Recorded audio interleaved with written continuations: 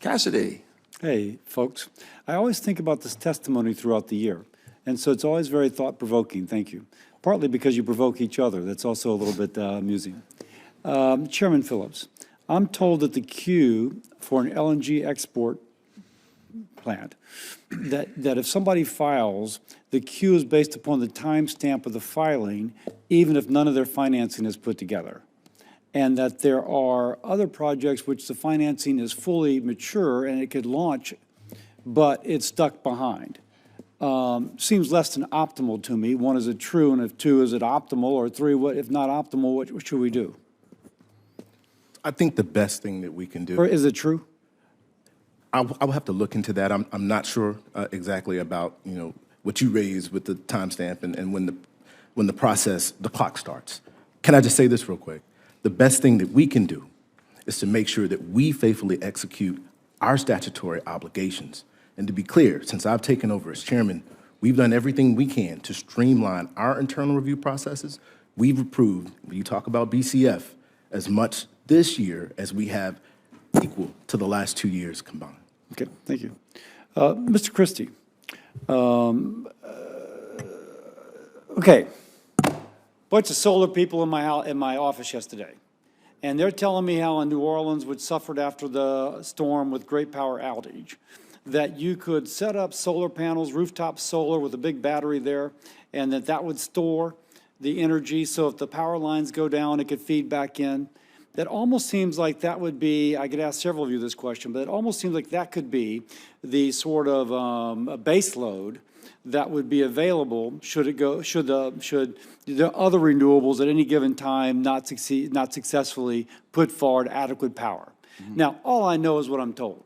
So I'm kind of sending it to you because I always like your comments. Is that pie in the sky, or could that be feasible for a city of roughly 350,000 people? Well, it'd work for about 4 hours because that's about the length of a battery.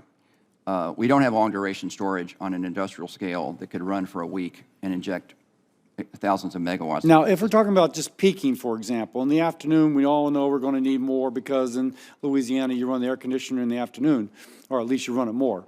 You know what I'm saying? Mm-hmm. Could that serve as the peaking, if not the kind of wholesale? Because when a hurricane hits, as we all know, there's a lot of problems. No, it absolutely is a peaking resource, and particularly like on a late summer afternoon in Louisiana when it's really hot and it's sunny, the solar is generating and at 100% capacity, and it's wonderful.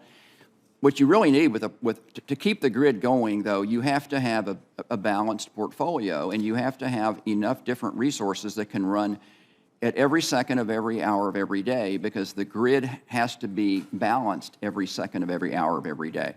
So while you have some resources that are great for peaking, but you need other resources that can run on a continuous basis for literally. Oh, I accept that. I'm not arguing that. Right. Mr. Danley, there was something in your testimony that seemed quite pregnant with meaning, but I did not quite understand.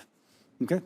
On the bottom of page 1, going into page 2, FERC has directly interfered with price formation by allowing one of our wholesale markets to change the rules of its procurement auction after the auction had run in order to lower the resulting price.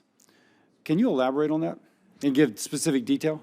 So yes, Senator. I'm sorry that wasn't clear enough. We had a recent order that was issued, and we have to be a little bit careful because this is still pending before the commission, but I can always talk about what the order said.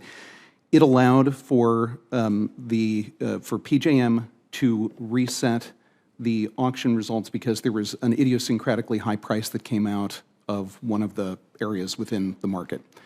And it is my contention in my testimony that if we are going to rely upon procurement auctions, that is capacity auctions, to ensure resource adequacy, then we cannot rerun auctions, because the moral hazard that attends changing the rules after the fact means that nobody in future auctions will believe that the offers they make into it will actually be honored, and they will be unable to price the risk that's necessary in formulating the correct offers.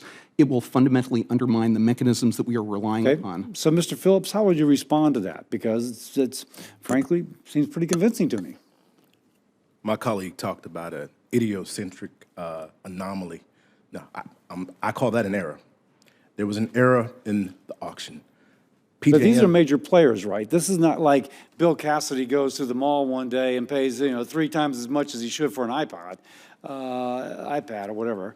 this was way more significant than that. We're talking. But I mean, these are mature, sophisticated bidders, so I'm a little skeptical that they would make a mistake. I just say that.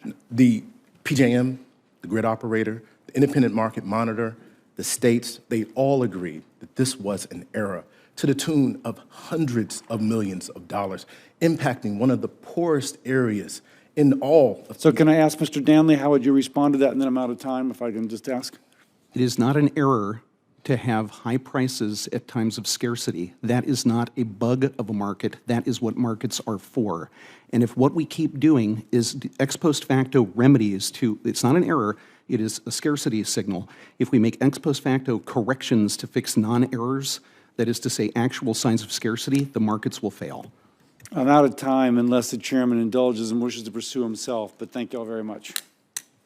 We'll get right back to it. Hold on, let me see who we have.